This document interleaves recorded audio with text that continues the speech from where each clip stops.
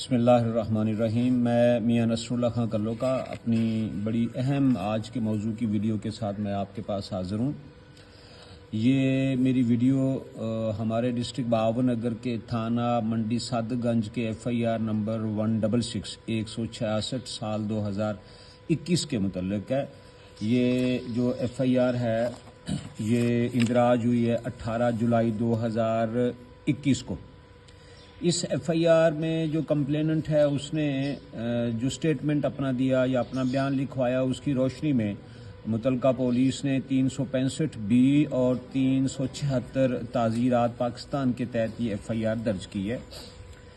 Us F I are میں ملاحظہ کریں کہ after registration of this F I R جو خاتون ہے اللیجڈ مغویہ جن کے متعلق یہ ایف آئی آر درج ہوئی ہے، انہوں نے ایک درخواست سبمٹ کی ہے کنسرنڈ میجسٹریٹ صاحب کو 30 جولائی 2021 کو۔ اس درخواست کی جو ہیڈنگ ہے وہ ہے کہ درخواست بامراد قلم بند فرمائے جانے بیان سائلہ زیر دفعہ 164 ضابطہ فوجداری اندری مقدمہ عنوان بالا۔ اس میں خاتون کا یہ کہنا ہے کہ میں سوئی جورس ہوں اور میں اپنے اچھے برے کو سمجھتی ہوں، میں نے فلاں شخص سے شادی کی ہے اور میرے ساتھ کوئی جرم کا ارتکاب نہیں ہوا، اس بابت میں اپنا بیان قلم بند کروانا چاہتی ہوں۔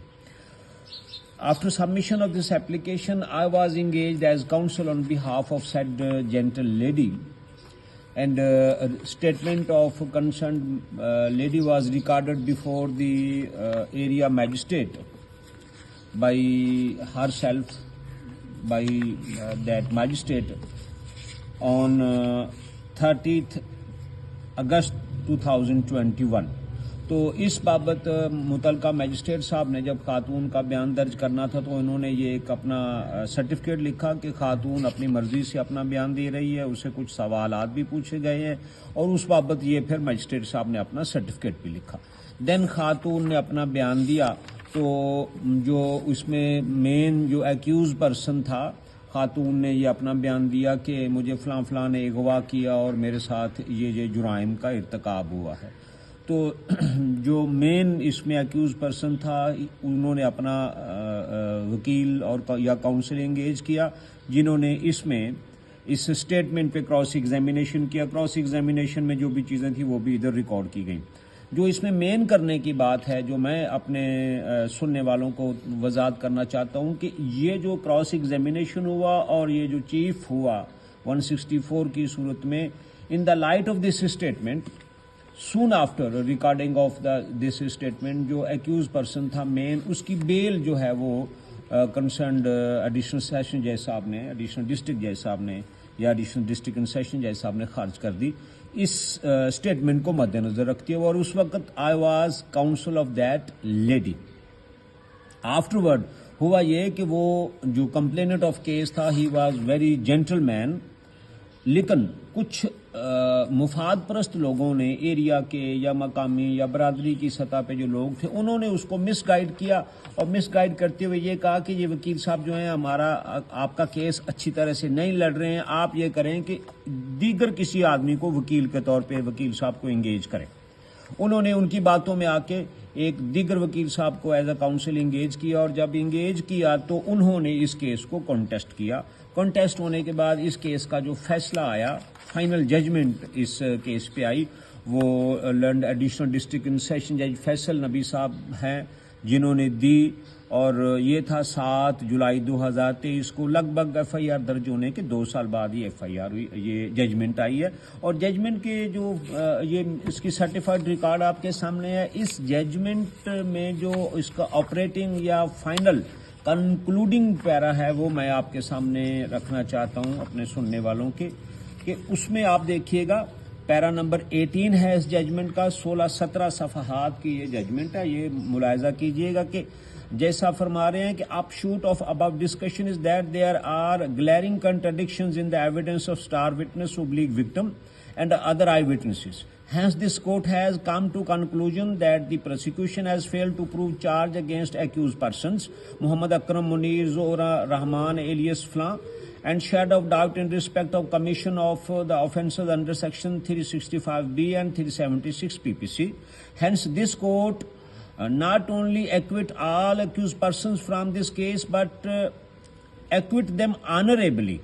Accused persons Muhammad Akram and so are on bail and their sureties are discharged from liability of bail bonds. Accused Rahman alias So is present before court. He be released forthwith if not required in any other case. In this regard, necessary rope car be also issued. Further, جیسا اب اس میں یہ کہہ رہے ہیں, since the whole story of complainant is found false and frivolous, and in the light of aforementioned discussion reflecting that the complainant party has intentionally involved the accused party in the false occurrence in order to insult and annoy them. Hence, complainant of the case be proceeded against as per law under section 182 PPC. Read with section 22 subsection 2 of Anti-Rape Investigation Trial Act 2001 by SHO concerned and shall also submit his report to this court after proceeding against the complainant for false implication of the accused persons in this false case. So the copy of judgment be also sent to the SHO concerned for aforementioned purpose.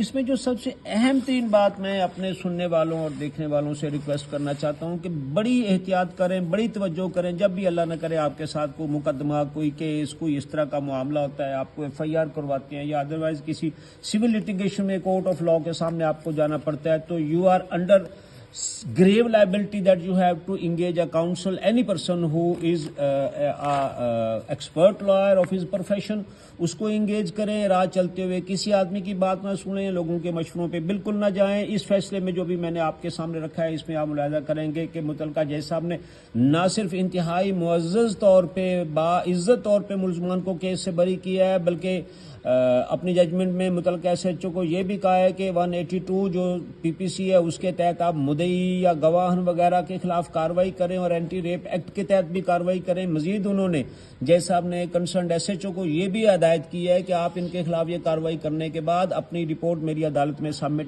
بھی کریں.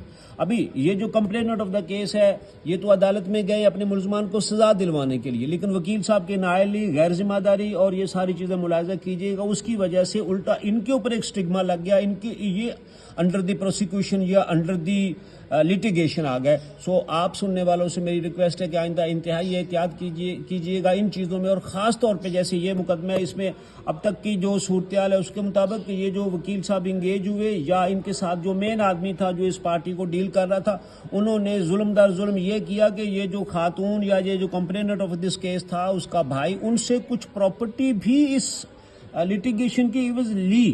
اتنا نقصان بھی ہوا, ان کی property بھی چلی گئی, یہ سب لوگوں نے ان کو بلیک میل بھی کیا, ان کا نقصان بھی کیا.